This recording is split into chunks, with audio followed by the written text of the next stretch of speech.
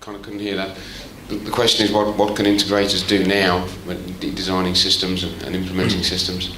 Now that AVB is kind of on the horizon, as it were, anyone in particular want to pick up on that one on the panel? So I have a couple of suggestions. I think the key part of bringing the industry to consensus about AVB is for everybody who's in a position where they're consulting or designing a system to make sure that they let the manufacturers that they're used to dealing with know that they believe that AVB is an important technology for the future and that it solves problems that they would like to have solved.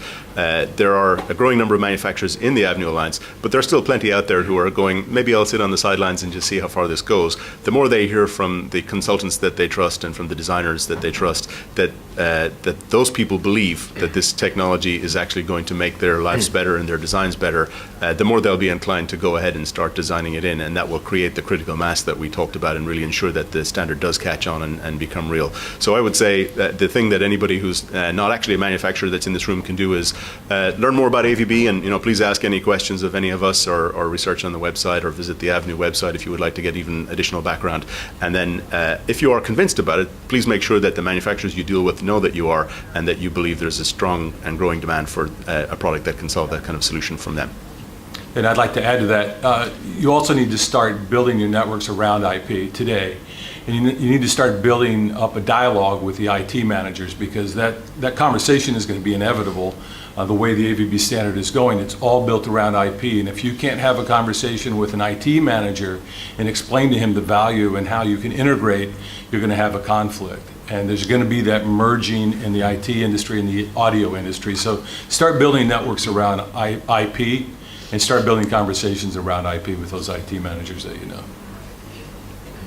Jerry, you were Yeah, some of us manufacturers are already shipping product. We started last December, and one of the great things that we're confident about is because, as a couple of the people have hinted here, the hardware technology is out there and it's embedded, and we were so confident with all the demonstrations and documentation on that we went ahead and started shipping product last December, knowing that a lot of the times to implement actual, when it gets to be compliant, is simply firmware updates and things like that. So it's here, and a number of us are shipping products now. Mm-hmm. So, kind of a pre-compliant AVB standard, so to speak.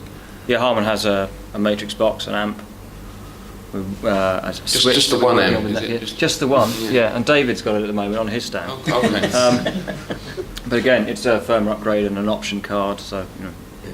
So the products are here, and there's companies building them, and we're getting ready for this. So this is great.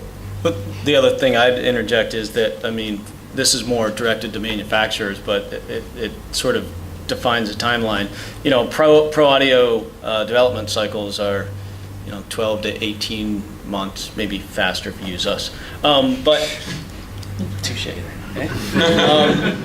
But the fact is that this standard is evolving quickly, especially as far as standards go, and so. The landscape, I know we've been talking about this for a while, but the landscape of where this is going to be in 12 to 18 months is drastically different. And so, as we've alluded to here, from end users' perspective, you need to start, providing that feedback to manufacturers. And from a manufacturer's perspective, if you sit on the sidelines and wait 18 months to now, when that tipping point happens, you're going to lose a lot of business. From a silicon maker's point of view, would you kind of sort of echo these comments in terms of how the readiness that some of the integrators and so on need to display for this technology?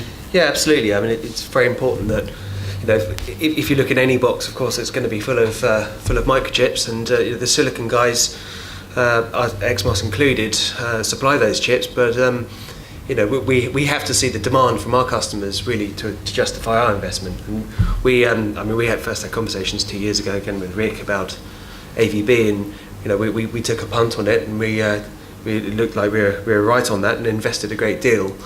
But it's very important that I think the integrators talk to their suppliers as well, because we're much higher up the food chain than many companies here. We're shipping the chips that go in the boxes, and so it's very important you get us involved too, because we spent an awful lot of time developing this IP, and there's a lot of investment in that, and it's there available and all in source code. So for example, we have research institutions taking the AVB work that we've done and using that as a test bench to test other AVB products, because it's all there in source.